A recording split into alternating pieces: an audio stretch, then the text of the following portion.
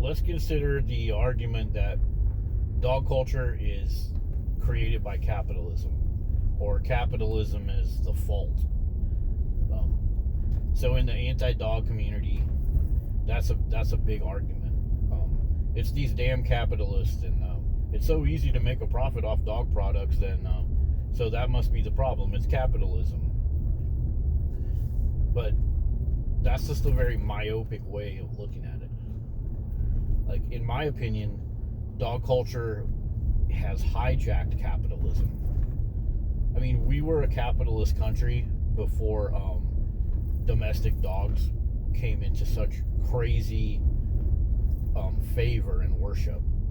You know, so if dogs were going to get pushed on our culture, of course they're going to integrate it into the already existing capitalist state, you know.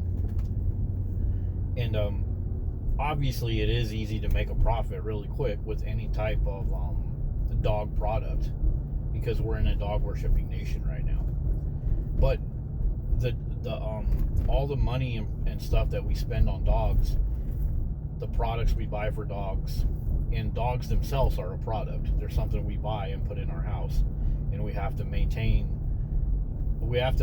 a dog the same way we would have to maintain a car or anything else. We have to spend lots of money on it and buy insurance for it and take it to the mechanic or the vet, you know. So, but all of this stuff about dog ownership, all the marketing, it's not organic.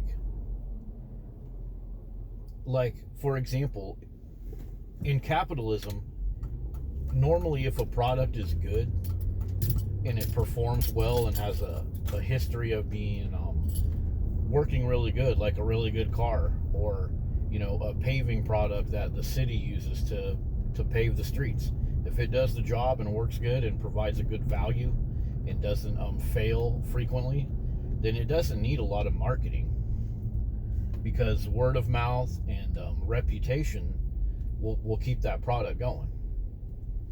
So with dogs though, they're over the top marketed. They're marketed like crazy. So that's not capitalism, that's propaganda, and propaganda is communist and socialist. You see what I mean? Like, for example, a product that has a bad history. Lawn darts punctured a few people and even killed some people. They pulled lawn darts off the shelf. Boom.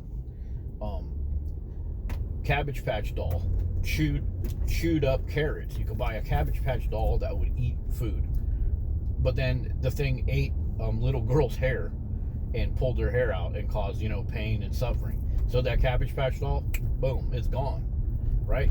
But dogs kill and maim people. Dogs cause all kinds of problems.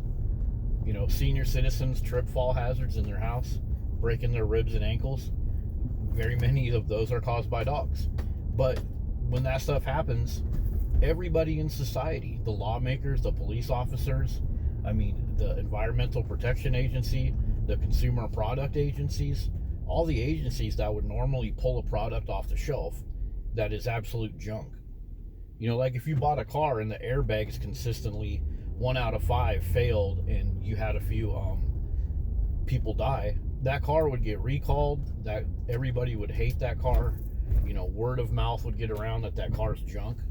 Yet pit bulls have a history of killing toddlers, and every single outlet out there, the ASPCA, the Humane Society, they just turn a blind eye to it, and then they go push out more pro pit bull marketing.